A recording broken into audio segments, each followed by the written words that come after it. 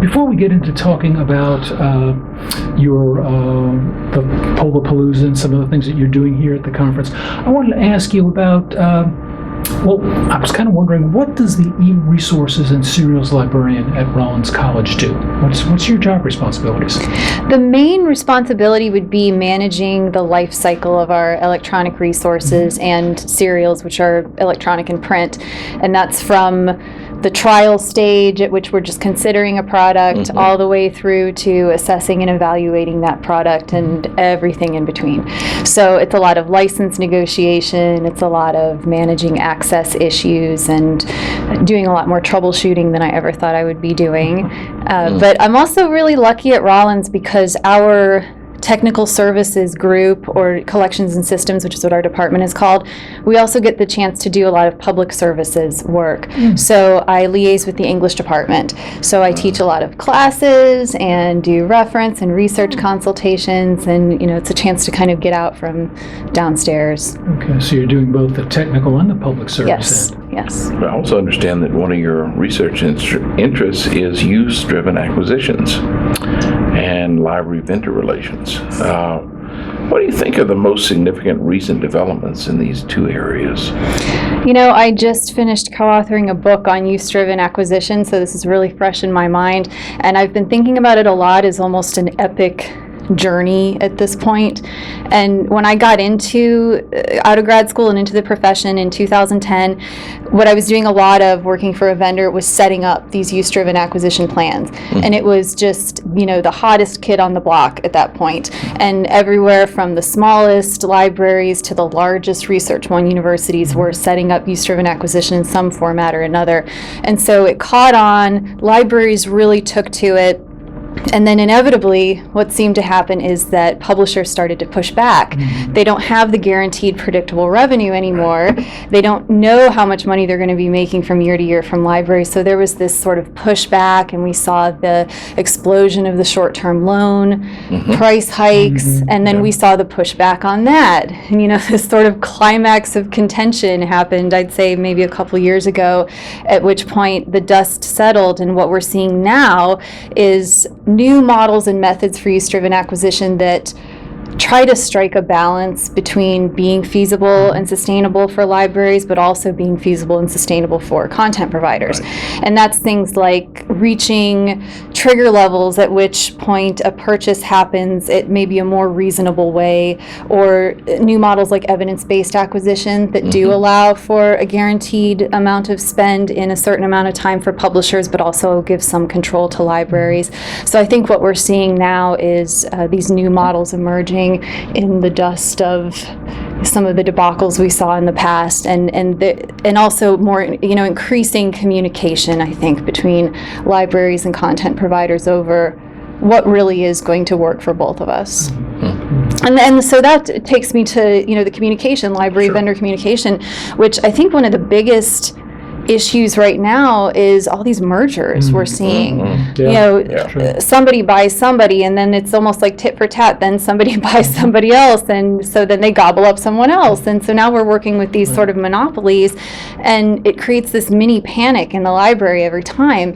What does this mean for our workflow? What does this mean for invoicing and pricing and licensing? And underneath all of that is communication. I always come back to that. That's the pillar that holds all these other things up, and also that creates these long-lasting and sustainable relationships between vendors and libraries, so that when something like this happens, when a merger or an acquisition happens, it's not cause for panic because maybe we've been part of the conversation as opposed to being swept along in it. So I think that there's some promise of some better communication and relationships moving forward as the outcome of some of these mergers and acquisitions. You're also, if I'm not mistaken, you kind of edit our Hot Topics column for the ATG News Channel, which is our website. And I was wondering, from that perspective, what do you think are the truly hot topics in the field right now? I love writing this column first, and I was so nervous about it when I first started doing it. I kept this little notepad by my computer monitor, what are hot topics? And I was always going out and looking for them. Now I don't even have to look because it seems like it's just, constantly coming my way. Some of the hottest topics definitely revolve around our place in the world. And I think that's never going to go away. Who are we? Who are libraries? Who are librarians? What is our place? And where do we fit in this rapidly changing landscape of technology? And what is going to be our identity in the digital age? And so a lot of the hot topics kind of come from that overarching question a lot of times, and one of the biggest topics and also the focus of a lot of sessions this year at Charleston is open access. Yes. And that's something that at Rollins we're really delving into and figuring out how can we support our faculty and also encourage them toward decent models of open access while educating them on potentially predatory models or predatory publishers. So that seems to be a pretty hot, buzzy topic at the moment. I'd also say a lot of these mergers and acquisitions are on everyone's minds. Let me follow up on the open access. What's been the reaction of your faculty? Because in some cases, faculty just aren't aware of it. It's not a cause the way it may be for some librarians. What has been the reaction of your faculty? That's pretty much what we're experiencing, and it is discipline specific. So I work with the English department, that's my liaison department, and it's a bit of a different animal in the humanities than in the sciences, for example. I have a feeling that our science faculty are more aware of it because there are a lot of open access journals out there that have been around for a while and have a reputable name in the business, whereas in the humanities I think it's still some murky territory. But I do get the sense that our faculty they might be aware of open access as a thing, but I think they're hesitant to publish in open access journals because they still have a bit of a reputation as being the underdogs, or maybe not having so much clout toward promotion and tenure. And we have a really competitive promotion and tenure system at Rollins. And I think there's some fear sometimes that, if I'm not publishing in this exact journal that has the highest impact or the most reputable name, then, why would I pick open access if that's not going to put me on the ladder toward promotion and tenure as much as this other journal would? So what we're trying to do is enact more of a cultural change at Rollins, or a behavioral change, and that gets them thinking about the moral imperative behind publishing in open access, and not so much always thinking about the bottom line of what's the best journal I can publish in. You find that once faculty have tenure that they are more open to, I'm just thinking, if you had tenure, we'd be more open to open access than if you were still struggling along that tenure track, which we've all struggled upon. I think so. I think that once our faculty get tenure, there's a lot of open doors. Maybe you get to publish slightly outside of your area. I work with a librarian who's really, really interested in comic book history, and so that's what he does a lot of publishing in. And even though we're not told hard line, you have to be publishing in your exact niche of librarianship, it's highly encouraged. So I think once you get tenure, there's a bit more freedom to step outside the box, and part of that would be publishing in open access journals. I know that last year you and a colleague hosted the first end of conference Polapalooza. Can you kind of tell us what that was all about and what did you learn from it? Well, I always like to say Palooza means fun, and I don't know if that's true or not, but I feel like if you add Palooza to the end of something, it's just going to get people excited. And at the end of a conference, it doesn't matter what conference it is, people are burned out. And even the best session, and Charleston definitely has some of the best sessions of any conference, even the best session involves a lot of you sitting in the audience being talked at, and then maybe there's some time for Q&A at the end. So it's so great to have this kind of low stress, fun, collaborative opportunity at the end of a conference where you're not just being talked at, but you're also part of the conversation the entire time.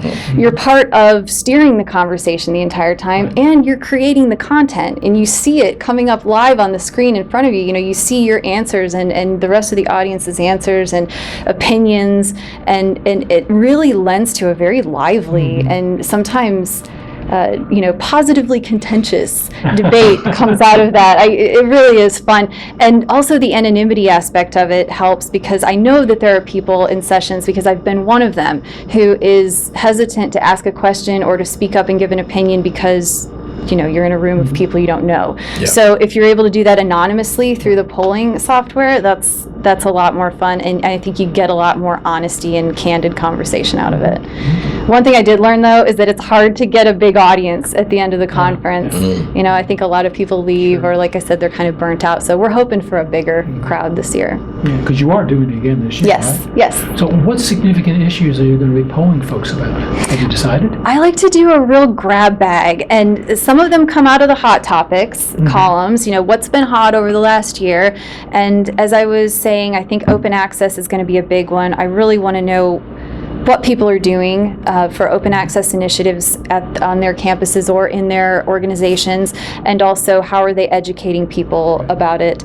And so that's going to be a big one. But then I like to also take common themes that arise from the conference itself. So that's what's great about doing this at the end of the conference. And the polling software I use is so easy to, I could just add a question quickly. So, for example, I sat in on a session this morning about predatory open access publishing, and it got me thinking about, okay, that might be something I want to ask about. Are people conscious of this? But then I also like to make it fun. So Charleston is a unique conference because it doesn't move around every year. So you're not just coming back to a conference, you're coming back to a place, and it's like a treasured friend that you get to meet every year. And so I'm going to ask questions about the Charleston experience, restaurants that you enjoy, or, some of these, like the ghost tours and things that are offered, and, what are your favorite things about the city? And, what's really fun, last year I asked suggestions for next year's theme, and we got some really funny answers, so I think I might reprise that one again. I know prior to taking your current position as e-resource and sales librarian at Rollins, you worked as a collections consultant in Ingram Coots. Yes. Now owned by ProQuest. Yes. What was that transition like from that kind of environment to Rollins? I do miss things about working on the vendor side, but it was definitely the right decision at the right time, and I don't regret it ultimately. It's been a real educational experience in that there are a lot of things about the vendor world that I thought would be so different about getting back into the library that actually aren't all that different. But one thing that is different, that's a good thing, is there's definitely a difference in the stress level. And working for a vendor is it's very high energy. You're on a lot of the time, and also if there was a crisis of some sort, it had much larger implications than maybe what it feels a bit like the tempest in the teapot at Rollins. It's a controlled environment, and it feels like I have more control over what I'm doing day to day. So there is a healthier work-life balance, but I wouldn't have traded that time at Coots for anything, because it was incredibly valuable and has lent itself very well to what I'm doing at Rollins now.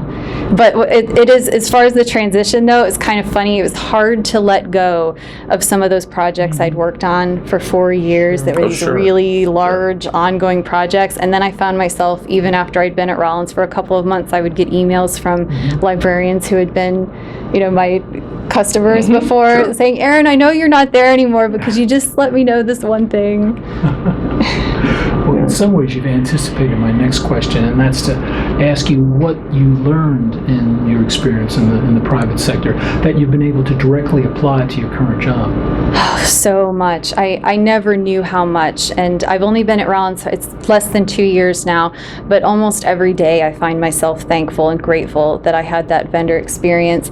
I think that libraries who hire former vendors, and vice versa, vendors who hire librarians, you're getting a priceless asset there. And so some of the things are they're sort of soft skills. I learned how to write a really concise professional email. I learned how to communicate with various stakeholders on campus in a way that they can understand. And I also learned how to communicate now from the other side of the table when I'm talking, because I do a lot of communication with vendors and publishers in my position at Rollins, and I think I'm better able to communicate with them now, knowing what I can expect from them, and also when to push back and when to kind of hold back.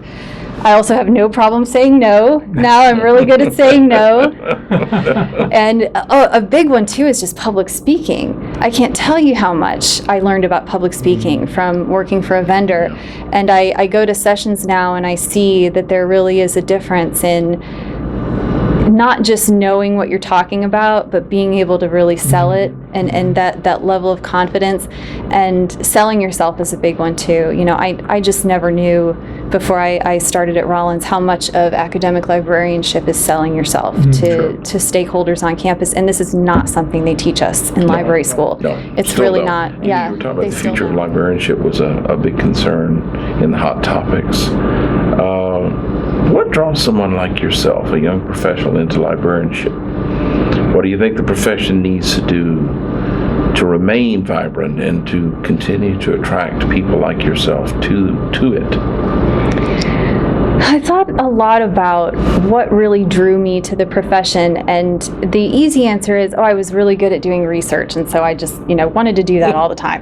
But that's not what it is. It's librarianship attracts a very certain kind of person who I think is hyper organized, for one thing, and has that sort of realistic idea of what it takes to be organized and see a project through from beginning to end, and be somewhat positively obsessed with that.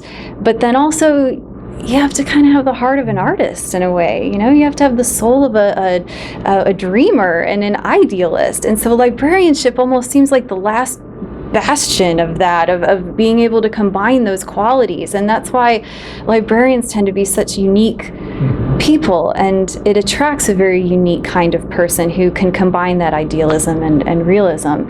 And so that's, I think, what ultimately attracted me to it. But as far as keeping it vibrant and attracting people who have that commitment and who have that heart, I think that we need to be doing a better job of marketing ourselves as activists, marketing ourselves as social activists and advocates for issues that don't just affect our local library, but affect access to information and freedom of information on a larger scale. I see it even among our students at Rollins. They are so passionate. They have so many really high-level ideas and convictions. And I hate to think that once you get out of school and you get into the profession, it becomes this tomb where that goes to die, where that ends up getting squashed or snuffed out. And so I think we need to be doing a better job of proving that it doesn't have to be that way, and that you can take those passions and those convictions and turn them into what you're doing on a day-to-day level in the library, because I genuinely believe that that's possible, and that's why I got into it. So I think we need to be doing maybe a better job of that in library school, being more realistic about what it's going to mean in your day-to-day life to translate that into your work. But also just being seen as partners in a lot of community building initiatives. That's really important. I mean, Rollins is such a great school for that, but I know there are a lot of other schools who do that well too. But I think that would be a big attractor, people who are really into service at a core level. Sort of falls back to what you were talking about originally in communication. Yes, and selling ourselves too. Selling ourselves. And being willing to collaborate and utilize resources on campus, reach out to other folks on campus to get their support and work with them, collaboration. And to know how to present your ideas. Well, too, I think that there's this big scare all the time, right? There's this alarmist idea of librarianship as, the sky is falling and we're powerless to stop it, and there's this rapid, technological shift, and we can't stop it. We shouldn't stop it, and we can't stop it. But what we need to do is be part of that shift. We need to be part of enacting that change instead of feeling like we're just helplessly swept along behind it, because it doesn't have to be that way. I also feel like librarianship is one of the few places where you could be what I like to call a high-functioning introvert and still make it successfully. I like that phrase. Yeah. That's great.